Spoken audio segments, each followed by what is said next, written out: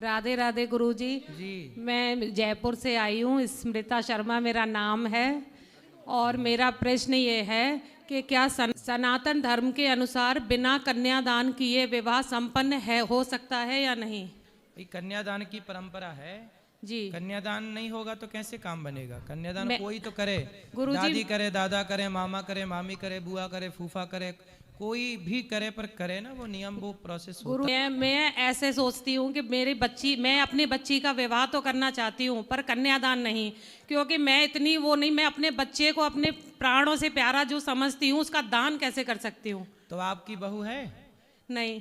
तो कन्यादान जब नहीं करेगी उसकी माँ, तो आपकी बहू कैसे बनेगी वो? तो मैं विवाह करना चाहती हूँ, विवाह करा के भेजना चाहती हूँ पर दान में नहीं देना चाहती। कोई वस्तु थोड़ी है मेरी बच्ची जो जिसको मैं दान में दे दूँ। तो जनक जी से ज्यादा होशियार आप हैं। जनक जी ने तो किया था कन्यादान, उनसे ज्यादा समझदार आप हैं। मतलब नहीं, अब नहीं, आप बताइए जनक जी ने फिर बेटी सीता का कन्यादान क्यों किया? मतलब वो आपके जैसे समझदार नहीं थे? अब मेरा मार्गदर्शन आप मतलब करें। कौशल्या के पिता कौशल नरेश समझदार नहीं थे जिन्होंने अपनी कौशल्या नाम की बेटी का दान दशरथ जी को कर दिया।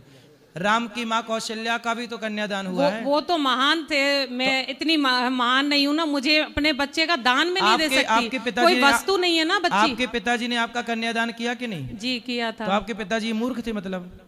अब उन्होंने किया, लेकिन मुझे ऐसा लगता है कि नहीं, तो क्या करना चाहिए? क्या विवाह संपन्न नहीं माना जाएगा अगर अपने लगने? देखो शास्त्र ऐसे नहीं है कि लग क्या रहा है लग क्या नहीं रहा। जो नियम है, जो शास्त्र, जो वेद कहते हैं वही धर्म है। यद्यपि शुद्धम वेद विरुद्धम ना करणीयम। वेद जो कहते हैं वही मानो, जो वेद कहते हैं वही मानो, जो वेद मना करते हैं वो मत करो। आप तो वेद विरुद्ध जा रही हो, सनातन विरुद्ध है ये। कन्यादान, आज जितनी बेटियां हैं ससुराल में जीवन गुजार रही हैं, तो क्या कन्यादान करके क्या कोई बुराई है? नहीं गुरुजी, केवल आपको बहू ऐसी मिले जो विवाह तो हो जाए आपके बेटे से, पर वो अपनी माँ से जुड़ी रहे, आपका घर बर्बाद हो जाएगा। नहीं गुरुजी, तो बेटे का कन्यादान क्यों नहीं होता? विवाह तो उसका भी होता है। आजकल के बेटों का कन्या पहली हो जाता है। लड़की बाप माँ बाप छोड़ती है, उससे पहले शादी के 4 महीने बाद ही लड़का अपना बाप महतारी सब छोड़ देता है। वो कहते हैं लोग, कहते हैं कि बेटियां पराई होती हैं। बेटियां आजकल नहीं पराई होती, आजकल बेटियां अपने माँ बाप से कनेक्ट रहती हैं। विवाह के बाद लड़के पराये हो जाते हैं जो माँ की तरफ देखते ही नहीं है। लेकिन वो धार्मिक संस्कार में उसमें तो नहीं आता ना। विवाह में ऐसे कन्यादान बेटी का ही किया जाता है, बेटे का नहीं। तो आप विवाह दोनों का। तो आप अपने बेटे का कर देना, क्या दिक्कत है? आप अपना बेटा दे देना अपने बेटी के माँ बाप को, ले जा हमारा बेटा तुम रखो, हमारी बेटी हम खुद रखेंगे। नहीं रखे, ऐसा करो, फिर आप नई परंपरा शुरू करो। आप अपना बेटा दान कर देना। है बेटा आपका? गुरुजी रखने की पहले बात कितने नहीं बेटे हैं आपके? एक बेटा एक बेटी। हाँ, तो आप अपना बेटा दान कर देना और बेटी दान मत करना। शुरू करो ना आप, फिर आपको देख के और करेंगे अड़ोसी पड़ोसी। नहीं, तर्क सम्मत जवाब जैसे आप तर्क दे तो रहे हैं कि आप शुरुआत करो ना। नहीं, आप अपना बेटा दान कर देना। जी कर दोगी? नहीं ना, मैं बेटा करना चाहती हूँ ना बेटी करना चाहती हूँ। बातें करना चाहती हो कि बेटा दान क्यों नहीं होता? खुद करने की आई नहीं, मैं नहीं करूंगी। सिर्फ विवाह करना चाहती हूँ, बेटी विदा करना चाहती हूँ, लेकिन वो मेरी भी रहे और वहाँ की भी रहे ऐसे। तो आजकल विदा, क्या आप अपनी माँ की नहीं हो? अभी ये बताओ। लेकिन दान वाली ये बताओ, आप अपनी माँ की हो के नहीं? जी हूँ। तो आपके माँ बाप ने आपका दान किया, लेकिन फिर भी पराया धन तो बोल देते हैं ना, पराया तो कर देते हैं ना। उस दान के ही कारण माँ बाप भी पराया मान लेते हैं। पराया कोई नहीं मानता। कोई बाप अपनी बेटी को कभी पराया नहीं मानता, कोई माँ अपनी बेटी को कभी पराया नहीं मानता। पराया केवल ये पराई बात, ये पराया शब्द गलत है जी। पराया शब्द को डिलीट कर दीजिए सब लोग अपनी डिक्शनरी से। बेटी कभी पराई नहीं होती। मेरे मतलब बेटी कभी पराई नहीं होती। इस घर से उस घर जाना ये विधि का विधान है। इसी से संसार चलता है, इसी से व्यवस्था। ये संसार की व्यवस्था कैसे बनेगी? यदि लड़की सदा मायके में रहेगी, कन्यादान नहीं होगा, तो वो मायके से ससुराल नहीं जाएगी, तो ससुराल कैसे आगे बढ़ेगा? संतान कैसे होगी? फिर व्यवस्थाएं कैसे बनेगी? नहीं, विदा करने के लिए बेटी ससुराल भेजेंगे, लेकिन पहले उसका एक घर था, अब 2 घर है ऐसे। अच्छा ये बताओ, बेटा पुत्र धन होता है कि नहीं? पुत्र धन? हाँ, होता है कि नहीं? धन तो नहीं, पुत्र है, लेकिन धन कैसे हो जाएगा? धन हाँ, तो धन को तो किसी को भी दे सकते हैं। इसलिए आपके अभी समझ नहीं है। जी। शास्त्र कहते हैं गौधन गजधन, जैसे गौधन होता है, गाय है मतलब धन है, जमीन है मतलब धन है, सोना को धन बोला जाता है, जमीन को धन बोला जाता है, ऐसे पुत्र भी धन है, पुत्री भी धन है। शास्त्र कहते हैं बेटा बेटी क्या है, माँ बाप का धन क्या है, बताओ माँ बाप का धन क्या है? अरे जमीन जायदाद तो कोई बड़ा धन नहीं है, माँ बाप का सबसे बड़ा धन ही संतान है। बेटा बेटी धन होता है, बेटा बेटी क्या होता है? मेरे बच्चे हैं लेकिन धन तो नहीं मान सकते। आपके समझ नहीं है तो हम उसका तो हम पढ़ा नहीं सकते ना आपको। धन होते हैं, संतान को धन बोला जाता है। पूछना अपने पढ़े लिखे लोगों से कि धन क्यों जी संतान को धन बोला जाता है कि नहीं है? ये सब तो बोल रहे हैं, आप ही होशियार हैं। बस सारा धन एक तरफ और पुत्र धन एक तरफ, इसलिए पुत्र भी एक धन है, कन्या भी एक धन है, ये आंख भी एक धन है। पुत्र का दान नहीं करेंगे, पुत्री का कर देंगे। आप करो ना, मैं बोलता रहा हूं अपने बेटे का दान आप करो, शुरुआत आप करो फिर दूसरे करना स्टार्ट करेंगे। आप कर दो अपने बेटे का दान। कब कर रही हो बताओ तारीख? मैं तो विवाह दोनों का करूंगी, लेकिन मेरी इच्छा ये है कि दान न दूं। बेटा दान नहीं करोगी? ना बेटा ना बेटी, बेटा... लेकिन बेटी को विदा करके ससुराल भेजेंगे। हाँ। ऐसे नहीं है, बेटी को भेजेंगे, सब कुछ है। हाँ। लेकिन एक दान से ऐसे लगता है ना जैसे एकदम पराया कर दिया। दान देके तो भूल पराया क्यों जाते करना हैं ना। दान का मतलब है कि दान किया और भूल गए। आजकल तो बेटियां कन्यादान होने के बाद जाती हैं और लेके जाती हैं 5 लाख बाप का, और ससुराल से लेके आती हैं 20 लाख वापिस, तलाक सहित 20 लाख। ये आजकल तो देखो दान करने के बाद ही वापस आ जाती हैं, नहीं आ जाती। दान किया था तो वापस क्यों आ गई? तलाक क्यों हो गया आप बताओ? वही तो गलत है, वो भी गलत है। क्या गलत है? तलाक लेना कि दान देना? नहीं, दान वस्तु का कर सकते हैं, बच्चों का कैसे करेंगे? अब देखो शास्त्रों की बात नहीं माननी तो आप मत मानो, पर परंपरा यही है। जनक जी ने कन्यादान किया, रुक्मणी जी के पिता भगवान श्री कृष्ण का जब विवाह हुआ, उनके पिताजी आए, पूरा विधि विधान बाद में हुआ, सब कन्यादान हुआ। तो सब प्रकार की विधियां हैं, कन्यादान करना चाहिए, यही शास्त्र की परंपरा है, यही सनातन की परंपरा है। आपको नहीं करना, आपके अपनी मनमाना आचरण करना है तो आजकल मनमाना, शादी के पहले लड़का लड़की लिव-इन में रह रहे हैं, तो ये मनमाना है कि नहीं? तो आजकल तो मनमाना, आजकल बेटा अपने माँ बाप को घर से निकाल दे रहे हैं, मनमाना है कि नहीं? जब आजकल सबको ही मनमाना करने लग गया तो आप भी कर लो मनमाना, क्या दिक्कत है? नहीं, कोई रोकेगा थोड़ा? शास्त्र के अनुसार वो विवाह संपन्न माना जाएगा या नहीं? देखो 8 प्रकार के विवाह होते हैं, 8 प्रकार के विवाहों में सबसे श्रेष्ठ विवाह यही है कि कन्यादान हो। बाकी सब विवाह इस विवाह से श्रेष्ठ नहीं है। बाकी सब विवाह हैं, माने जाएंगे जी, परंतु कन्यादान का विवाह जो परंपरा है, क्यों से तोड़ना चाहती हो परंपराओं को? बिगड़ना क्या है भाई? कन्यादान करो, उसके बाद भी आपका बेटी से माँ से आना जाना रहे, प्यार मोहब्बत रहे, दुख सुख में एक दूसरे के काम आओ। माँ बाप को जरूरत पड़े तो बेटी सपोर्ट करे, बेटी को जरूरत पड़े तो माँ बाप सपोर्ट करे, सब कुछ रहे। एक अच्छी बेटी बनाओ, एक अच्छा संस्कार दो। ये नहीं कि हम शास्त्रों की बात नहीं मानेंगे। इसी चक्कर में आज के लड़के गीता नहीं पढ़ते, रामायण नहीं पढ़ते, बोले शास्त्र हम मानते नहीं। जब आप लोग ऐसी बात करोगे, सनातन धर्म में मुसलमान कभी नहीं कहता कि मैं कुरान नहीं पढ़ूंगा, कुरान के अनुसार नहीं चलूंगा। बस सनातनी बस कहता है मैं धर्म के अनुसार नहीं चलूंगा, वेद पुराणों के अनुसार। जब आप नहीं चलोगे तो आपकी संतान क्या चलेगी? नहीं, चलने के लिए चलना चाहते हैं, इसीलिए आपसे पूछ रहे हैं कि ऐसा मतलब है, हो सकता है या नहीं हो सकता। अपनी बेटी को योग्य संस्कार दीजिए और जो विशेष है वो पूरा कीजिए। इसके बाद भी आपका प्रेम बना रहे। माँ और बेटी का ज्यादा प्रेम भी अच्छा नहीं होता, ज्यादा प्रेम के कारण ही तलाक हो रहे हैं। ये बात आप सहमत हो इस बात से कि नहीं?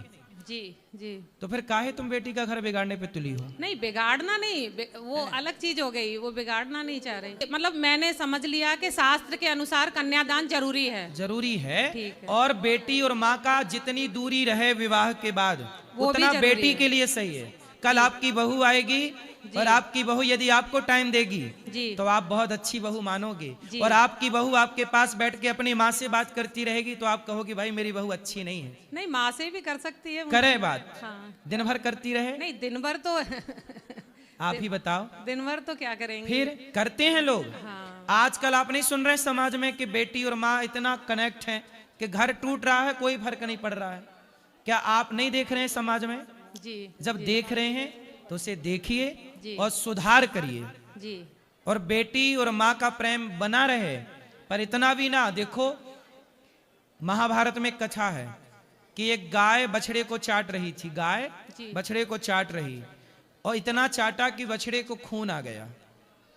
अर्जुन जागे, अर्जुन ने कहा कन्हैया मैंने आज एक सपना देखा है। क्या सपना? बोले गाय अपने बछड़े को इतना चाट रही थी, इतना चाट रही थी कि बच्चा चिल्ला रहा था और उसके खून गिर रहा था, उसके सारे बाल झड़ गए और मांस निकल आया, लाल हो गया, खून बह गया। तब भगवान मुस्कुरा के बोले अर्जुन ये कलयुग में होने वाली घटना का आपको सपना आ गया। क्या घटना है प्रभु? तब भगवान बोले कलयुग में माता पिता अपने बच्चों से इतना प्रेम करेंगे, इतना प्रेम करेंगे कि उनका वही प्रेम उन बच्चों को बिगाड़ देगा, बर्बाद कर देगा। जय हो राधे। अति सर्वत्र वर्जयित। आपने एक गीत सुना होगा, एक गीत सुना होगा, चाहे बेटा कितना प्यारा हो उसे सिर पे बिठाना ना चाहिए, चाहे बेटी कितनी सुंदर हो उसे घर घर घुमाना ना चाहिए। तो ये सब बातें हैं, अब आज के लोग समझते नहीं है, लेकिन हर बात के पीछे कोई अर्थ है। ठीक है राधे गुरु जी। गुरु जी मेरे पापा जो है ना दुनिया के सबसे अच्छे पापा हैं। पापा हैं कि पिताजी हैं? पिताजी, पर मैंने उनका दिल बहुत दुखाया है। क्यों? कुछ ऐसे ही। तो काय से दिल दुखा दिया? कैसे? उन्होंने मुझे पढ़ाया, ठीक है, पढ़ाने के बाद मैंने लव मैरिज की। आपने लव मैरिज कर ली, फिर क्या हुआ? फिर भी उन्होंने मुझे अपना लिया। ठीक है, लेकिन मैं चाहती हूँ कि मैं उनका नाम रोशन कैसे करूँ। तो आपने कर तो दिया नाम रोशन लव मैरिज करके। वो तो खराब कर दिया। अच्छा, अब अच्छा कैसे करूँ? तो मैंने बीएससी नर्सिंग की है। तो आपने लव मैरिज की, तो वो लव मैरिज जो की थी वो हैं अभी लव वाले? क्या बैठे हुए हैं? फिर सही है, तो चल रही है ठीक? जिंदगी ठीक नहीं चल रही है? नहीं चल रही। क्या दिक्कत है? हम दोनों ने अदर कास्ट में शादी की है। चलो अब तो कर ली, अब क्या दिक्कत है? ना तो इनके घर वाले हमें एक्सेप्ट करते हैं और ना मेरे घर वाले इनको पर एक्सेप्ट आप दोनों खुश हैं कि नहीं? नहीं है खुश। तो आपको क्या दिक्कत है इनसे, पति से? बताओ। गुरुजी राधे राधे जी। यानी ऐसा कुछ नहीं है, ये थोड़ा सा यानी कि भावुक हो जाती है। मैं इसे बहुत प्यार करता हूँ, ऐसा नहीं है, भावुक हो नहीं, जाती आप अच्छा है, प्यार करते अब हैं। जो भी हमने लव मैरिज की है, आप मैं खुश तो- हैं इनके साथ? हाँ मैं खुश हूँ। पर ये तो कह रही हैं कि खुश नहीं हैं। ऐसा है कि इनके परिवार की तरफ से इनसे बातचीत करना, बोलचाल करना बंद कर देते हाँ, हैं। माँ बाप ने, पर इनके पिता ने तो स्वीकार कर लिया है ना इनको। हाँ पिताजी तो नहीं, हाँ क्या पिताजी तो बुजुर्ग हैं, करीब 80 ईयर्स के हैं, तो बेचारे बुजुर्ग हैं तो वो। आपके बच्चे बच्चे हुए? अभी प्रोसेस में है। कितने साल हो गए शादी के? करीब 3 वर्ष हो गए। 3 साल हो गए जी। शादी। आप क्या करते हैं? मैं एजुकेशन डिपार्टमेंट में अवर सहायक हूँ। तो आप लोगों ने लव मैरिज की तो माँ बाप की राजी मर्जी क्यों नहीं ली? हाँ तो उस समय शादी कर ली। तो एक बार माँ बाप का क्या आप पे अधिकार नहीं था कि एक बार हाँ, आप उन्हें अधिकार था सूचना गुरुजी, करते, मगर, बताते? अपने विवाह में, आपके विवाह में आपके माँ बाप सम्मिलित नहीं हो पाए, तो हाँ वो गुरुजी, कैसी खुशी है? ये तो है। ऐसी भी क्या खुशी कि देखो हमारे अपने सम्मिलित ना हो। अब आप आदेश करें गुरुजी, हम लोगों को क्या करना चाहिए? अब आप देखो विवाह कर चुके हैं, इसीलिए आप दोनों सदा एक दूसरे का साथ निभाइएगा और माँ बाप से कान पकड़ के माफी मांगिएगा। जी गुरुजी। ठीक है, ठीक है, आप ठीक हैं? बात कराओ, बताओ। ठीक है गुरुजी, कोशिश करती हूँ मैं। हाँ, खुश रहना है अब। और अब जैसे हैं पति पत्नी, आप दोनों अब खुश रहिए, क्योंकि विवाह तो कर ही लिया। पहले आप मेरे से सलाह लेने आते, तब मैं सलाह आपको, तब अलग सलाह होती। अब विवाह के पहले की सलाह अलग है, विवाह के बाद की सलाह अलग अलग है।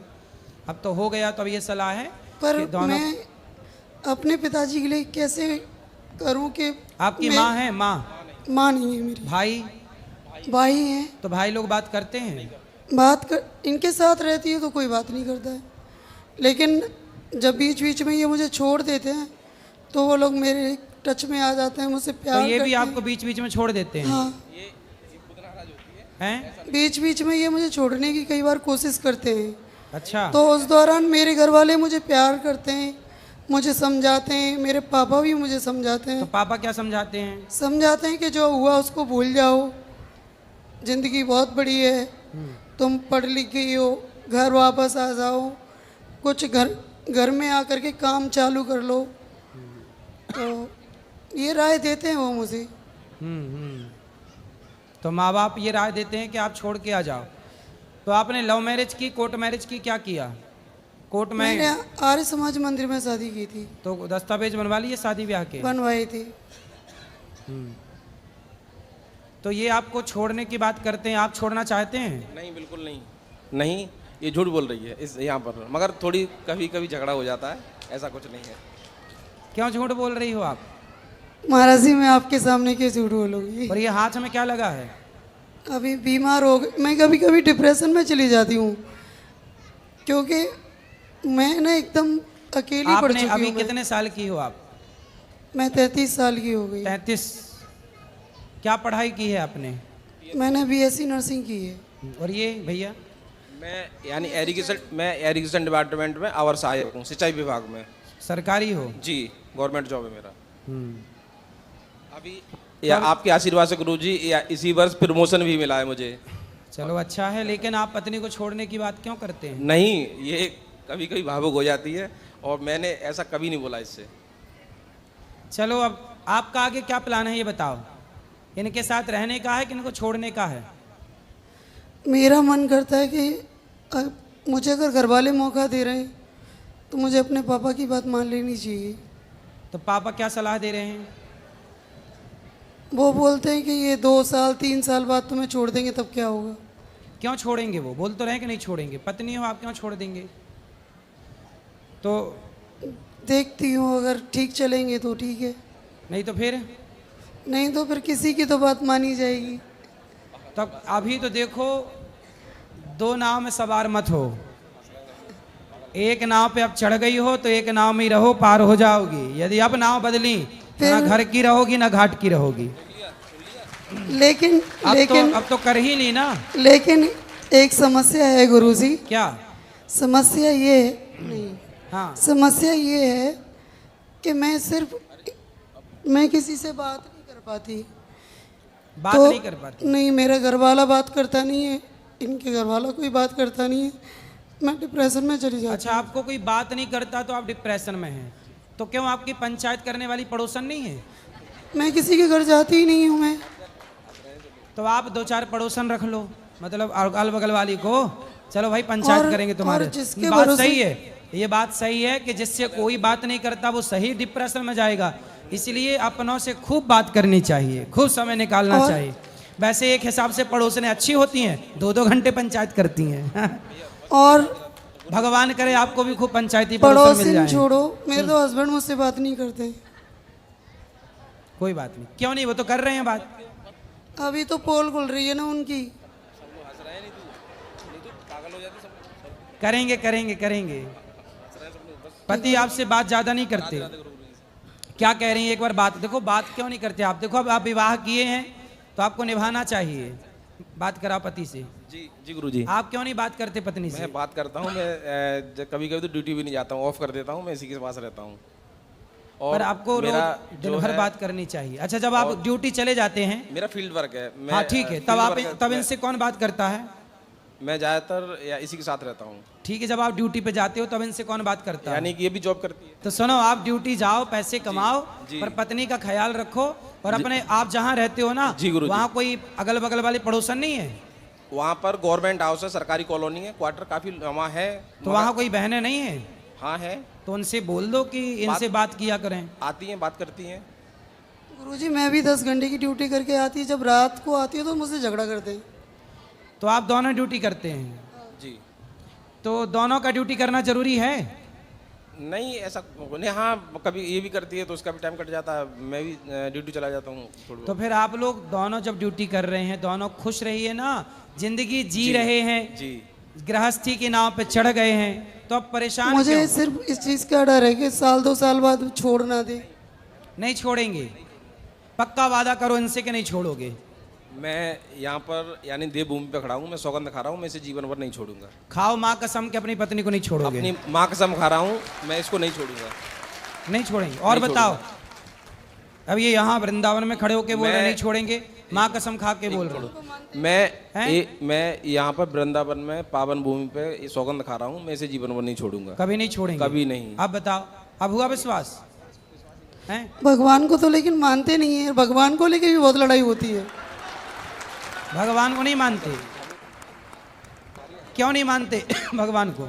नहीं ऐसा नहीं है गुरुजी, मैं थोड़ा क्या है, पाखंडवाद के खिलाफ हूँ, भगवान के खिलाफ नहीं हूँ, ईश्वर के खिलाफ नहीं हूँ। नहीं, भगवान पाखंडवाद के खिलाफ तो हम भी हैं। बस हम यानी भी वही अभी हम भी क्या पाखंडवाद के समझा खिलाफ। रहे थे कि भाई झाड़ हाँ, फूंक के चक्कर झाड़ में ना फूंक, पड़ो यस। और मन लगा के दवाई कराओ। बस वही मेरा वो है, तो ये देखो, समझते हैं कि मैं पाखंड ईश्वर- से विरोध है, भगवान से किस बात का विरोध है? बिल्कुल नहीं, हाँ। बिल्कुल नहीं भाई। हमको जो आज हम यहाँ खड़े हैं, जो हम आज हम वो आपने ईश्वर गौरी की देन है। गोपाल का दर्शन किया? गौरी गोपाल भगवान हाँ का? हम गए थे। यहाँ 300 माताएं रहती हैं, जी, हम 150 बच्चे पढ़ते हैं, जी। 30,000 लोग भरपेट भोजन करते जी, हैं। जी। यहाँ तो आपको पाखंड नजर नहीं आया ना? नहीं बिल्कुल नहीं, मैंने और इससे बोला भी, मैं देखो यहाँ शांति है और देखो यहाँ कोई पाखंडवाद नहीं, सफाई भी है और यहाँ आपके आने से पहले, यहाँ आने से पहले वो आपको भी ऐसे ही समझते थे।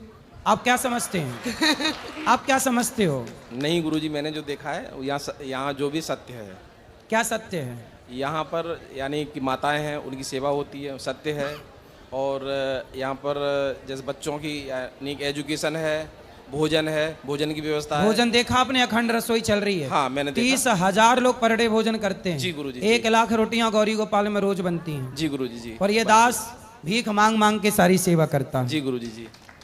इनके चक्कर में मैं मंदिर तक नहीं जाती हूँ। अब जाया करेंगे, मंदिर जाया करो, भगवान से जुड़ो। ये इस बात पे भी झूठ बोल रही, मैं मंदिर जाता हूँ, मैं इससे बोलता हूँ। मेरे घर वालों को अंधभक्त बोलते हैं। ये क्या बोलते हैं? अंधभक्त बोलते हैं क्योंकि वो सुबह उठ करके नहा धो के पूजा पाठ करके कोई चालीसा करता है, कोई गीता पढ़ता है, कोई तो भगवत ये कितने पढ़ता है। बजे नहाते हैं?